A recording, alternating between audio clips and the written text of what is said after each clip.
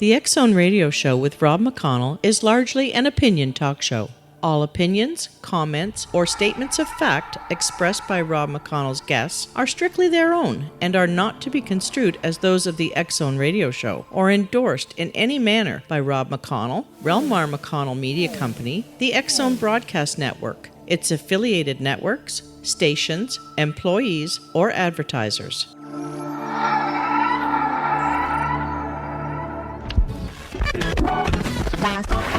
All Hit Radio.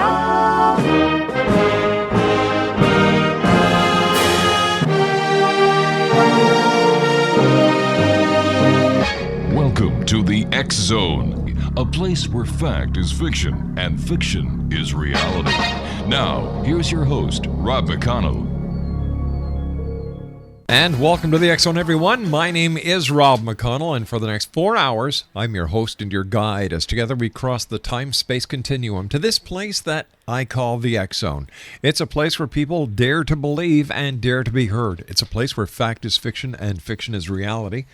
And the X Zone comes to you Monday through Friday from 10 p.m. Eastern until 2 a.m. Eastern on the Talkstar Radio Network, X Zone Broadcast Network, UK High Definition Radio, Euro High Definition Radio, Star Cable, and our continuously growing broadcast family of affiliates right across Canada, the United States, Central America, the Caribbean, South America, the Pacific Rim, Asia, India, Africa, and Europe. Worldwide toll-free, 1-800-610-7035. My email address is xzone@xzoneradiotv.com. On MSN Messenger, xzoneradiotv@hotmail.com. And our website, www.xzoneradiotv.com. You know, X Zone Nation, this next hour is going to remind you a lot of that Wonderful Life Christmas movie that we all have loved over the years. But I'm getting ahead of myself here.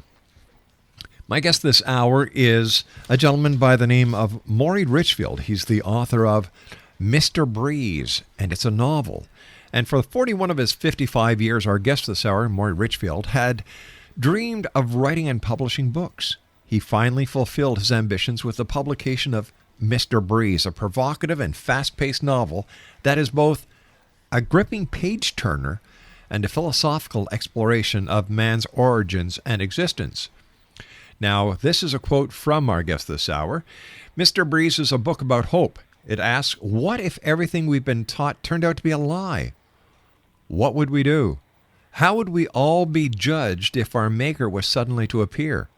It asks us all to look inside ourselves and ask those questions. Well, joining me this hour is the author of Mr. Breeze. His name is Morrie Richfield. The website, www.mrbreezethenovel.com. And joining me from this beautiful state of Pennsylvania is Morrie Richfield. And Morrie, welcome to the X Zone. Thank you, Rob. Thank you very much for having me.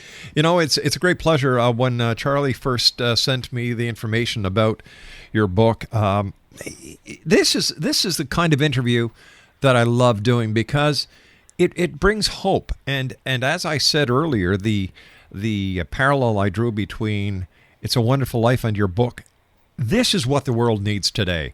And what was your inspiration for writing Mr. Breeze? Well, I was going through a particularly bad time in my own life, a fairly painful and long divorce. And I looked around the world, and believe me, there was not a lot of good things going on. I was seeing terrible things happening on the news and reading about them. And I just decided one day that, maybe if I could write something that gave people a little bit of hope, maybe it would give me some hope, and maybe it would also help a bunch of other people. So I just sat down one day and started to type and just said, what if? And that's how I started it, with just the words, what if? Every author comes to a point when writing a book that's a stumbling block. This is where usually the author's mind goes blank. Did that happen to you? And if so, what was the chapter? Well, here's the weird thing. I consider myself a storyteller rather than an author. I have almost no formal education, and I write in stream of consciousness. In other words, I don't take notes. I don't do anything. I write as if I'm talking to myself and having a conversation with maybe let's call it the readers, or in this case, between the characters. And what I did was I woke up every single morning at 4 o'clock in the morning. I sat there with my 2 dogs and my cat, and from 4 o'clock to 6 o'clock, I drank my coffee, and I started to type. And since I'm not a very fast typer, it took 10 months, and I finished the book on October 31st, 2010, and I never skipped a day. All right, Morrie, you and I have got stuff. to take a bit of a cliffhanger here because I have to take a 2-minute commercial break here.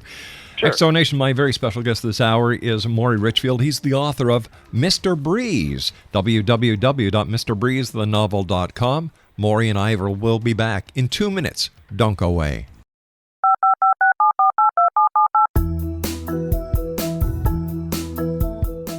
Did you know that when you're on the road with limited data or Wi-Fi, you can still listen to the X-Zone Radio Show with Rob McConnell, The Science of Magic with Gwilda Wiyaka, X-1, Dimension X, Space Patrol, and every minute of the X-Zone Broadcast Network by calling 213-401-0080, courtesy of Audio Now. No smartphone, app, or internet needed. It saves your data plan, and it's free if you have unlimited minutes. Call 213-401-0080 to listen on any phone, anytime, anywhere. Remember, 213-401-0080 for the best of the paranormal, parapsychology, and sci-fi radio programming anywhere, 24/7, 365. Welcome back, everyone. Morrie Richfield is my special guest to this hour. He's the author of Mr. Breeze. His website is www. You got your pencils ready? I know you do. MrBreezethenovel.com. And you can get a copy of Mr. Breeze on Amazon.com and Barnes & Noble right now. And Morrie, thanks very much for joining us. But let me ask you a question. I am sure you've been asked these questions many times.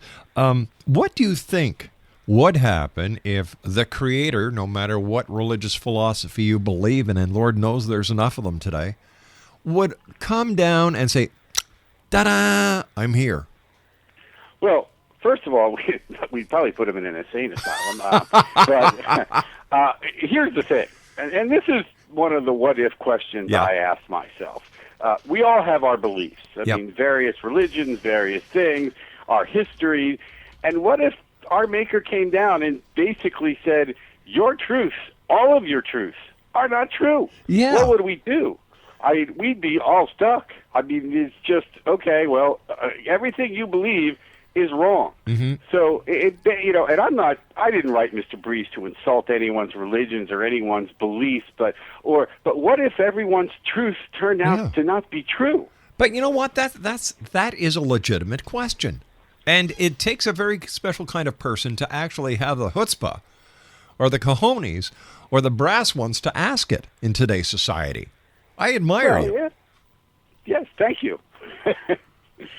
It's not an easy question for people to swallow, and there might be some people who would say, "Oh, blasphemy," or "I'm a heretic," or whatever it might be. But this book is not about insulting anyone's belief. As I said, it is about offering another viewpoint, an alternative. Maybe could be true. I asked the same question about 6 years ago. I said, "What if God was the devil and the devil really was God?" Well, that's interesting that you should ask that question, because Revelation, the sequel, actually has a lot to do with those aspects, and I don't want to give that away, but there are, I mean, we all have our beliefs. Sure. And and I am all for everyone believing whatever it is that they want to believe. Same here. But Mr. Breeze is if you're have an open mind, you have an open heart, right. You're going to read this book and you're going to say to yourself, wow. Okay, it's a really neat story, because I'm really just a storyteller, and it's inspirational. It says to people, be a better person, for God's sake, because and that's God's here and He's telling you to be one. And that's the message we need to get across in today's world. Look at all the fighting. Look at all the sickness. Look at all the hunger. Look at the unemployment. Look at the homeless. We need to hear words of inspiration in these days. I agree, and sometimes those words of inspiration can come from just the concept of just taking reality away for a second and using that whole theory of willful suspension of reality and burying yourself into a story like this and coming away and looking in the mirror and saying, what can I do to be a better person? And if everybody does it, well, I mean, we'd have a much better world, I think. I agree with you. And, when I use the parallel between Mr. Breeze and It's a Wonderful Life, I don't think there's one person listening tonight who does not, at some time during the Christmas season, look for that movie because it touches our hearts. We all want to see good things happen. We all want a happy ending at the end of the story. Where do you think that people are making their biggest mistake today? How would Mr. Breeze look at the world? Or how does Mr. Breeze look at the world? Mr. Breeze looks at the world and thinks that we have given up our humanity for our technology. Yeah. And he believes that we have substituted talking for texting and emailing, and we have in-person contact for video chats, and our kids, instead of outside playing, are inside in front of televisions and handheld video games. And it's easy, I mean, in his mind, at least. Killing is simple when you get to push a button and you don't have to look the person in the eye to do it. That's Warfare has become a question of, here, I'm going to kill you. I'm 8,000 miles away, but I'm going to blow you up. Exactly. And in his mind, our technology has not given us anything except for making us less human. I had a guest on the show a number of years ago who said the number 666 that is depicted as the mark of the devil is actually the new WWW. Well, I don't know if I would go that far. I have seen firsthand myself how people have conversations with each other in the same house and they're actually texting on their phones, and that seems a bit abnormal to me. Hey, but for some people, it's norm. My sister-in-law lets all the kids know in her house by texting them. And now, I find it ridiculous, especially when all you have to do is go to the bottom of the staircase and yell up, "Supper's ready." That's how my parents did it. And you know what I do with my kids, my grandkids? I kick them out of the house without their Blackberries, without their cell phones. And when they come here to see my wife and I, they have to put their cell phones, their iPads, their iPods, or whatever the I is of the day, in a box that we have beside the front door on a table. You come to see us, you don't need that. Well, I'm 55 years old. I did not come from wealthy background, and when I was a child, I tease people and I tell my kids that the only toy I had was a shoebox and a stick. But the truth of the matter is that we were out there playing stickball, we were playing catch, we were playing games. There was no such thing, obviously, as video games or computers for people. But today, things are different, and I'm not saying that we need to remove all these things. And the book, as I said, it's a fictional thing. But when you ask the question of what Mr. Breeze would think, I think he would think that our society has become far less humane and far less civilized than it was before all this. Now, you as a youngster, I understood, left home for 4 years to be with the Grateful Dead. What was that like, and how did that experience influence Mr. Breeze? Well, I guess I heard my first Grateful Dead song when I was about 9 years old, and I guess I just sort of fell into that sort of. I was in the end of the hippie era. I mean, by a few years, but I got an early start, and it influenced me in a way to see people and see things without prejudices and without, putting people on you're rich, you're poor, you're black, you're white, you're American, you're not American. It was just everybody enjoying music, and it didn't matter who you were back then. Yeah, I mean, obviously things have changed, but it's the way I think still. I mean, like I said, I've been fortunate as a man without much education to achieve what I have, and I've been fortunate enough to make this dream of mine come true. But I think it all comes down to how open-minded you really are. And from what I see in this country, at least, with the elections coming and everything else, people are not really open-minded anymore. They just think this is. If somebody says something, it's true, without proof or at all. I mean, look at political ads. I mean, my gosh. God. That's that if our kids watch this, they're going to get the total wrong impression of how elections and how society should be acting. And when you listen to the political leaders of today, and they just open their mouths to change feet. I would tend to agree with you there. And you asked me what would happen if our maker did come down, and I jokingly said we'd put him in an asylum, but we would not believe, because everybody who wants to be a believer would never really believe, because he would have to show proof. Exactly. And chances are that proof would have to be such intense power over all of us that we would succumb and submit, and and there would be a great deal of us, maybe all of us, who would find out that whatever we believe isn't right. So, I mean, I'm not so sure a lot of people would be hoping for the maker to be coming back, right, because it may prove us, a great many of us, or all of us, wrong about a great many things. Exonation, my guest this hour is Morrie Richfield. He's the author of Mr. Breeze, www.mrbreezethenovel.com. So when you were with the Grateful Dead, tell us a little bit about that. Well, I mean, I think it was more like, I think anybody who had ever spent a lot of time going to Grateful Dead shows would probably understand what it was like. It was a community. People shared things with each other. You know, I'm not going to get into the somewhat illegal aspects of things that went on there. I think everybody pretty much knows that. But it was a time of joy. It was all about the music, and people would dance around, and most of them weren't straight, but it just turned out that it was just a free-for-all. I'm not going to call it a love-in, because it wasn't really like that. It was just a community of people, all with one common interest. And you don't see that so much anymore. No. I mean, people may follow bands, and they say, but the days of the 60s and the 70s when I was doing this, those are different times. Yeah, it wasn't so commercialized. Like, bands today are out for the almighty dollar. Back in our day, bands were out there because they believed in the cause, they believed in their music, and they wanted to make a positive difference. Mm-hmm. Was it a stage show, and it didn't have lights, and they didn't change costumes 65 times, and nobody's boobs fell out of the stage. It was just, I mean, Janis Joplin may have fallen down a couple times, but you know what? That's just the way things were back then. And I believe me, I'm not longing for a return for those things, and I'm not even saying it should happen, but it certainly was the basis of a lot of the beliefs that I grew up with, and the things that influenced me as an adult. Stand by, Morrie. You and I have to take our news break at the bottom of the hour. Exonation.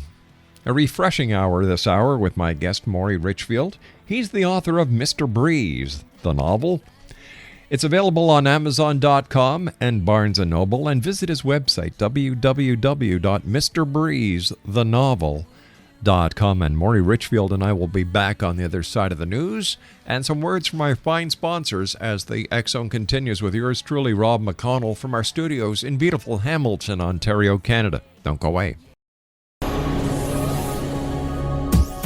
This is the X-Zone Broadcast Network, broadcasting worldwide on broadcast affiliates and satellite program providers, including CNN Broadcast Network, Sirius Satellite Network, Star Media, Good News Radio Network, Angel Broadcast Network, Wiki Broadcast Network, and WPBN TV. For more information on the X-Zone Broadcast Network, visit us at www.xzbn.net.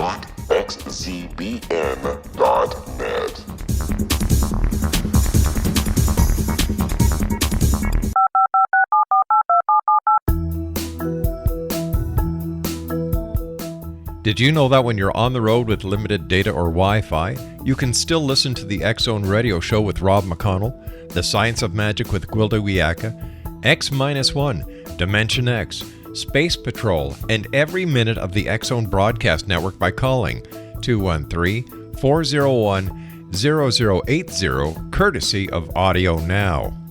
No smartphone, app, or internet needed. It saves your data plan and it's free if you have unlimited minutes.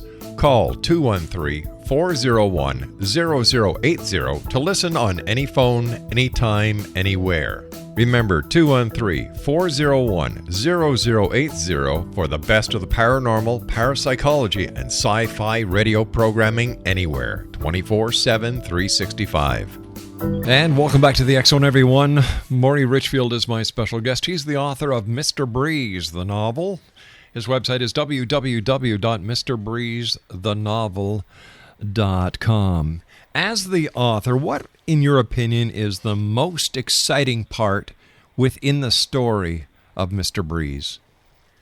I think the most exciting part is the fact that Mr. Breeze chooses a man named Michael Ryan, who is an unbeliever. He's picked because he's in a very unique situation he could write. And unlike most of us who become unbelievers because of life situations, this particular man never believed in anything, even as a child. And the story is also about his transformation and what happens to him as he witnesses these magnificent, sometimes unbelievable feats. And as time goes by, Mr. Breeze reveals to him who he really is. And the book itself is kind of designed that way, so it kind of keeps people's interest, but it also isn't really that hard to read, because I didn't want some book, and I've read things by writers that are so complicated you need to get a dictionary out to figure out what they're talking about. Would you say Mr. Breeze would, if I was sitting down talking to Mr. Breeze, and would he tell me the world of today is so complicated because we humans have complicated it, where actually life is very simple? Well, I think that what Mr. Breeze would tell you is that he had given us certain abilities, certain characteristics, certain intellectual capabilities, and we use them in the wrong way. And I think he would probably tell you that he's not happy about it. And I don't know about you or to the listeners out there, but if our Maker suddenly came to me while I was in the shower in the morning and looked at me and said, "It's judgment time, fella," I'd be shaking in my shoes. You and me both, my friend. You know, and I think most people would be. Sure. So I think that's what he would tell you. What is the main message that you, as the author of Mr. Breeze, would like your reader to walk away with? I'd like them to...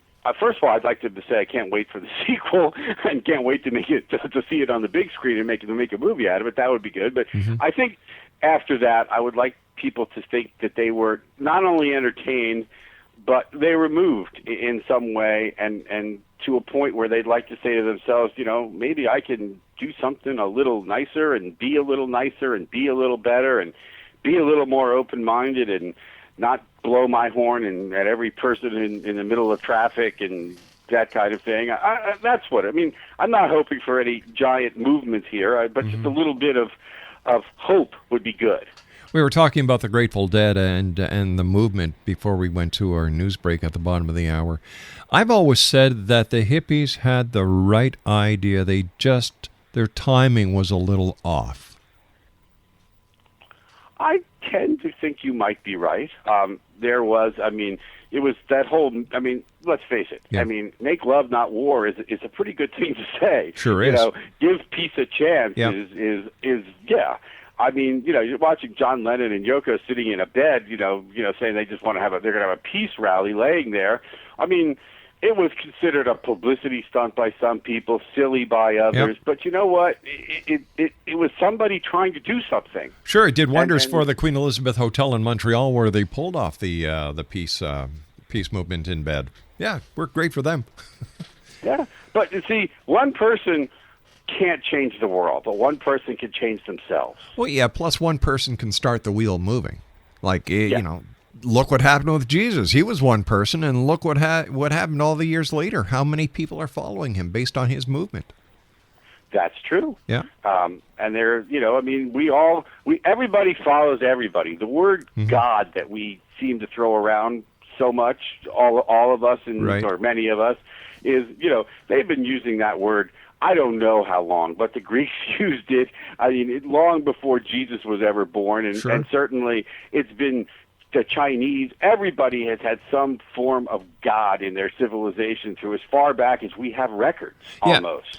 But I've often asked my guests this question. Was the creation of God by humanity a way of explaining the unexplainable at a time when so little was known about anything? And do we use God and the devil as a scapegoat? Well, thank God I got this. Instead of saying, you know what, I worked hard for that. Or the devil made me do it. Instead of saying, hey, you know what, I did that. I screwed up. I'm sorry. It's easier to pass the buck. Well, that's true. And some of the answers to those questions, Mr. Breeze gives Michael Ryan in the book. And one of the main things that he allowed us to believe in certain things at a time, because in his words, we were young and foolish, and he talks about at one point when we were nothing but crawling around on the ground, where he had to take away our weapons from us a number of times because we started hitting each other with them. Yeah. And giving, and let's put it this way, you put a bunch of people in a room, in a group, and somebody wants to take charge. That's just the way things work in our world today. Somebody has to be in charge. The question is, why? Well, because I don't think that anybody, or that the majority of people, want to take the responsibility of being leaders. Because a leader is responsible for the actions of those behind him, usually, except in Washington and Ottawa. Because once you become a leader, it's your neck that's on the line. And in today's society, a lot of people say, hey, I don't want to get involved. And this is where a big part of the problem is.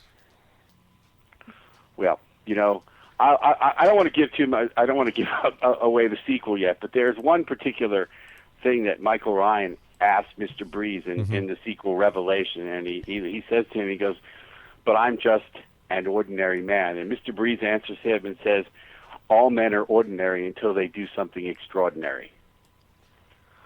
And I believe that is true. We are all just ordinary people until we do something extraordinary. And maybe that something extraordinary is to change yourself, and maybe that something extraordinary is to find a cure for something. But we all have it in us to do something extraordinary for ourselves.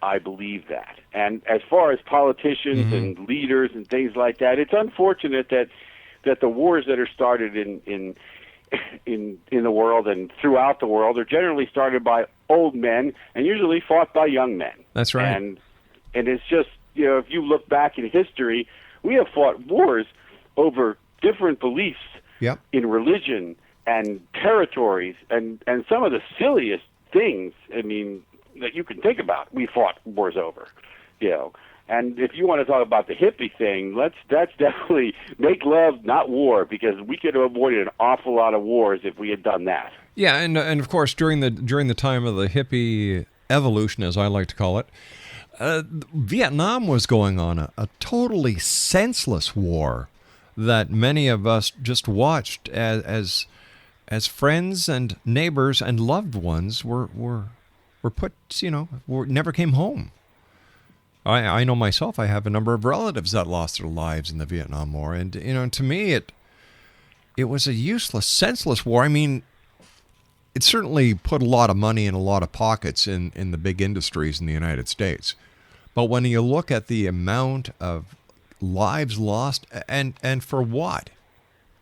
There was no reason. There was no real cause. There was no real threat. Well, I tend to agree with you there, and I think that some people could make the argument for almost every war that has happened. Yeah. We fought a war. In this country, in the United States, we fought many wars. Even ones against ourselves for various reasons. But any time that you lose lives for something that gains you nothing, you're definitely fighting a worthless war and a useless war, and I believe that 100%. Does Mr. Breeze touch on the topic of alternative energy and what's happening in the world today with the fossil fuel emissions, global warming, and the conquest for oil? No, Mr. We don't. It doesn't go that deep. It basically looks at the human spirit, and it looks at our history and mankind itself, and how we have evolved. And basically, Michael Ryan, who is the person I always tell you about, who's writing the story, Mr. Breeze, following him, is fighting Mr. Breeze for our continued existence. Because, believe me, our existence is certainly not guaranteed as far as Mr. Breeze is concerned. Well, does Mr. Breeze pose the possibility that he may wipe out our existence? Yes. Ooh. And Mr. Breeze leaves us with a message. And that message is on the last, is in the book. And what we do with that message is the basis for the sequel, Revelation.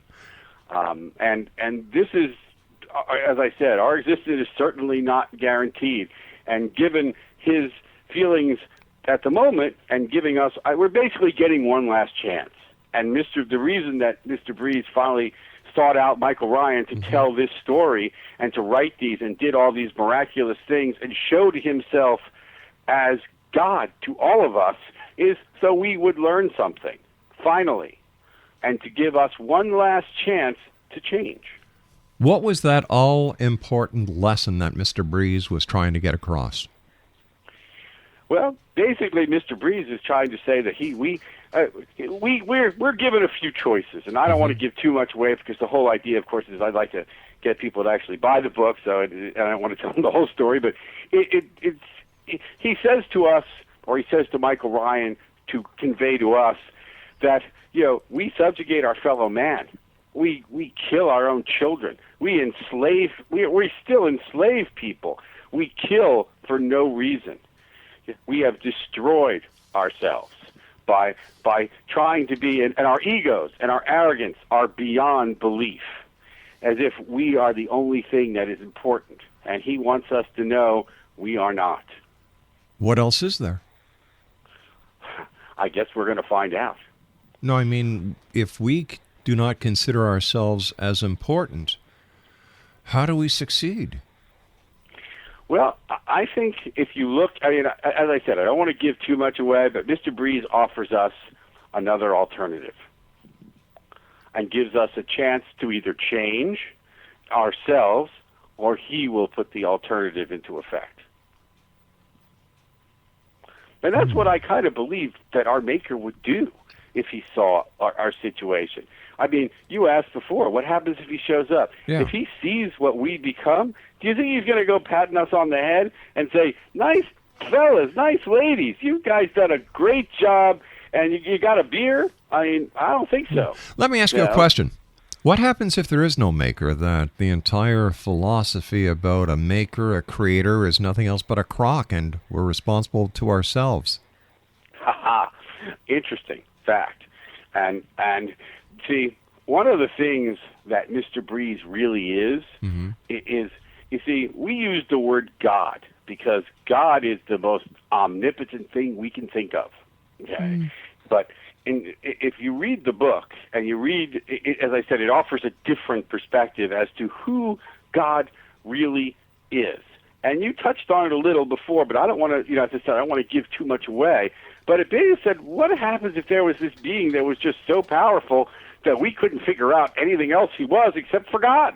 Well, you see, the way I see it is I think God, or whoever this being is, gave us a hint in the book of Genesis when he said, and God said, let us create man in our image, our likeness, because if, in fact, we are created in his likeness and his image, then we're all, each and every one of us, gods.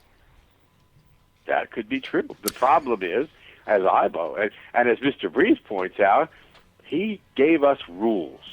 His words to Michael Ryan in one of their discussions was, he didn't give us a Bible, he didn't give us a Torah, he didn't give us any religious books. He gave us a bunch of rules, and he didn't give us religion. We gave religion to ourselves. All right, stand by. We've got to take our final break here. Exonation, Morrie Richfield is our guest. www.MrBreezeTheNovel.com. His book, Mr. Breeze, is available at Amazon.com and Barnes & Noble. My name is Rob McConnell. We'll be back on the other side of this commercial break as the X Zone continues around the world from our studios in Hamilton, Ontario, Canada. Don't go away.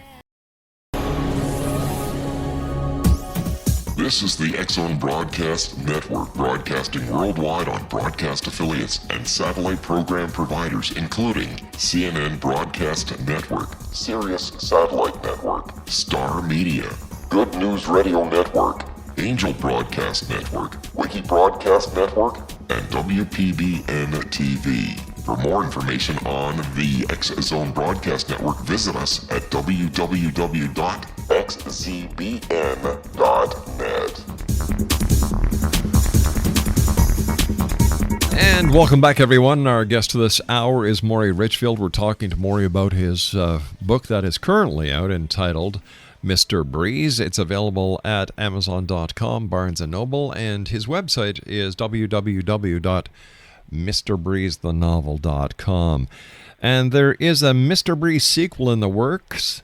The working title is Revelation, the Return of Mr. Breeze. The second book is about how we take the message from the first book and what we do with it.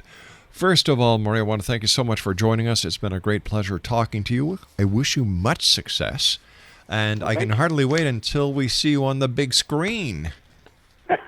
Well, hopefully, I keep waiting for that phone call from Hollywood. I guess I might have to wait a little longer. One of these days soon, I think it'll come. Well, what's the final message that you'd like to leave with the X Zone Nation tonight, Morrie? Well, I think I'd like to. I would hope that everyone who has that first of all, as I said, Mr. Breeze is not a book that is designed to insult anyone's beliefs. Mm-hmm. It is not a book to offer some new religious cult. It is basically a complete work of fiction that is designed to be somehow uplifting, engaging, and an interesting and story that you can take in. And as I said, if you have an open mind and an open heart, I think you'll enjoy it as what it is, which is a unique. From what I'm told, there's never been anything written anywhere near like it before. Mm-hmm. So I hope everyone will enjoy it. Now, when do you expect the release of your sequel? Well, it appears from what I'm told that it will be out in January. It's just about finished, and it has to go through the editing process, but hopefully it will be out in January, maybe earlier. So we can look forward to it on Amazon and Barnes & Noble just shortly after Christmas.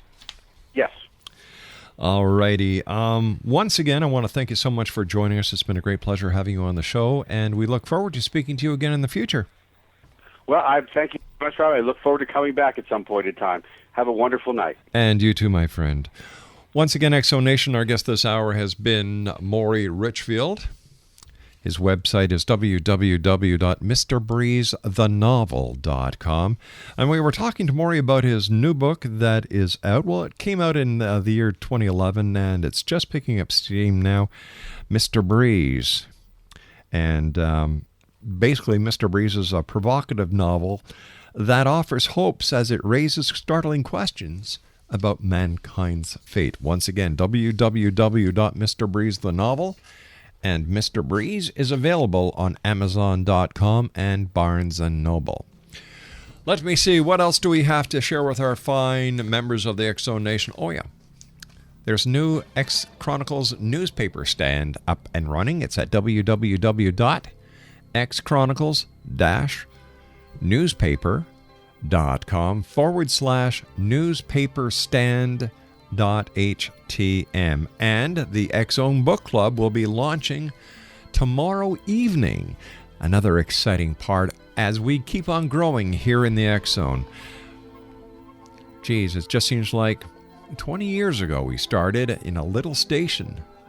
And look where we are today, around the world, thanks to you, the members of the X Zone Nation. I'll be back on the other side of this commercial break at 6.5 minutes past the hour, as we continue with yours truly, Rob McConnell, from our studios in Hamilton, Ontario, Canada. Don't go away.